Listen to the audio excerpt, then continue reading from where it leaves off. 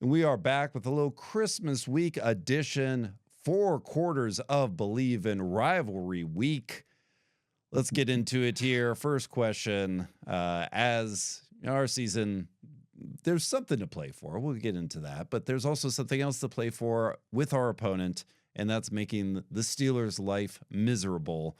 Drew, let's go to you first here. Who else to talk about making the Steelers' life miserable? Drew, how do we do that? Yeah, hello, friends. Great to see you all again. Let's see. How do I make the Steelers' lives miserable? I remind them that Tim Tebow ended their franchise. I remind them that Blake Bortles has won a playoff game in Pittsburgh more recently than the Steelers have.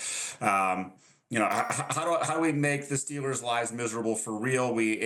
First of all, we have to invent a way to overcome them and their best player, the referees, who just gifted them a game against the Lions. So there's always going to be favoritism for that team. So you have to get past that. But beyond that, you get some help for your right tackle, something that Kevin Stefanski has been unable or unwilling to offer against this team. But if you can block one guy, the rest of their defense is incredibly weak up front. You should be able to gash them on the ground. And yeah, you need to have some sort of gap discipline to stop the run. And if you can do that against them, you make them throw the ball. The quarterback does get it out very quickly. He's actually been very good for them. But if you make them throw the ball, they cannot pass block with the people that they have, and you allow Myles to tee off and truly make life miserable for them. And we also heard earlier today, DK Metcalf, don't call him by his full name, out for 2 games, will not be there. That will affect the passing game. Eric, how else do we make life miserable for the Steelers? I mean, I guess you probably have to show them pictures of their fan base. What? Anyways, what the Browns have to do is just take the recipe, what they did last week in the second half, to limit the Bills to 3 points and kind of execute that over the game. James Cook finished with 117 yards rushing in total, had around 100 at the half. So they have to keep both backs in check. Jalen Warren, their primary runner, 143 yards on the ground. Kenneth Gainwell, their primary catching back, 78 yards. So it's not going to be as easy as loading 9 in the box. So if they can key on Gainwell in the pass game, crowd the line of scrimmage, make Aaron Rodgers throw, to Drew's point, go with the wide receiver tight end options of Adam Thielen, Darnell Washington, and Pat Freiermuth. Not a murderer's row. I know the Browns don't have a great receiving core, but that is not somebody that I'm concerned with. So, I mean, with DK Metcalf being suspended, now you have Plaxico Burress, Antonio Brown, George Pickens, and DK Metcalf looking like Dink and Doink the Clown times 2. So, I mean, you got a lot of clowns out there, and the guys that are there, they're going to be a lot of dinking and dunking down the field. Honest game for Steelers week here. Let's go to the second quarter. Let's look back again here. Favorite memory, either a long time ago or recent. There's been some recent of beating the Steelers. Eric, let's go back to you here first. Yeah, it's going to be hard to argue with a 2020 playoff game victory at their stadium. Seeing the ball snapped over Big Ben's head, getting that touchdown, Browns physically demoralizing them in the game, seeing Big Ben on the bench with all of his friends, which is no one, crying like a little baby. They did try to mount a comeback in the second half. However, Sione Takitaki with a big boot to the face, which is the late interception, sealing the game for the Cleveland Browns. 48-37 win. Is the most recent playoff win for the Browns. However, it was more recent than the most recent playoff win for the Steelers. I like it. Drew, favorite memory?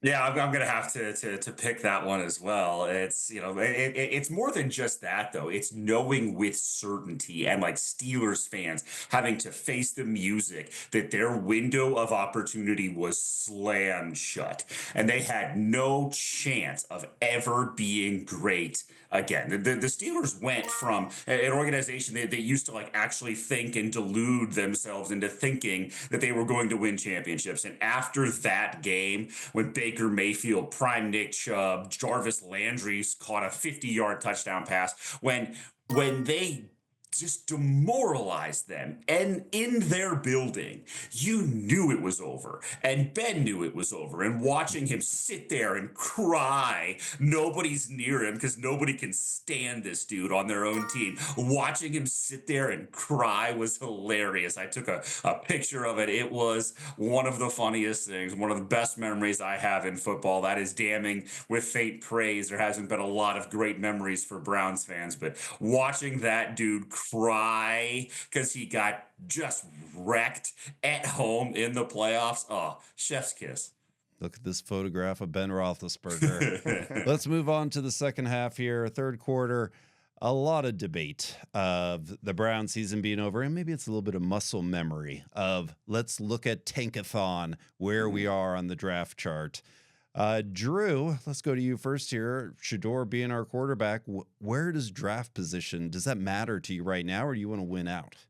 Yeah, I mean, draft position, it has to matter for a team when you're 3-12. And like I'm the biggest like long-term thinker, when they're eliminated from contention, I think almost without question, it's better to lose than it is to win a whole bunch of games towards the end of the season. But I'm willing to make an exception here. And the exception is this team. And it is just forget it, man. Forget the draft position. We're not against this team.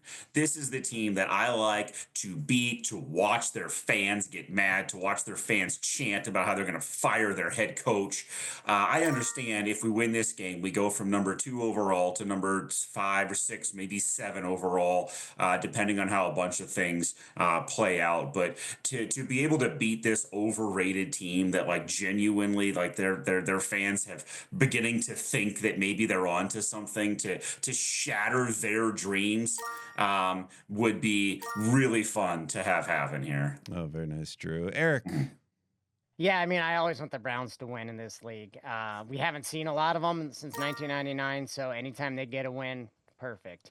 But if they are going to lose, it's nice for them to get the best draft position possible. It was encouraging to see the Titans lose last week, and the fact that the Giants and Raiders play each other kind of helps out as well. Easiest path would be having the Browns win the last 2 games and Shedeur Sanders look like the dominant quarterback, where he is the new and undisputed franchise quarterback of the Cleveland Browns.